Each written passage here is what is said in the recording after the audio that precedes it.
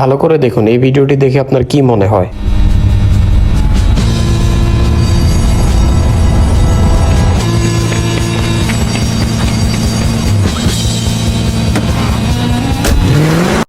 এখন আপনার মনে হতে পারে এটি বলিউডের কোনো একটি হাই বাজেট মুভি কিংবা নেটফ্লিক্সের কোনো একটি হাই বাজেট মুভি কিংবা অন্যান্য কোনো এপিক সিন হতে পারে, কিন্তু আপনি জানলে পুরোই অবাক হবেন। এটি কোনো বলিউডের সিনও না কিংবা নেটফ্লিক্সের কোনো হাই বাজেট মুভি না। এটি সম্পূর্ণ তৈরি করা হয়েছিল এআই এর মাধ্যমে। এটি তৈরি করেছিল জ্যাসন জাডা নামে একটি লোক। সে বলেছিল সে তেমন কিছুই করেনি, জাস্ট ডিজাইন, এডিটিং এবং মিউজিক তার করা, এবং বাকিটা সে এআই এর মাধ্যমে, প্রম্পটের মাধ্যমে করেছিল। তাহলে দেখা যাচ্ছে এমন বিগ বাজেট সিন তৈরি করতে না কোনো প্রয়োজন কোটি টাকার বাজেট কিংবা লাইটিং, প্রোডাকশন কিংবা অন্যান্য লোকজন।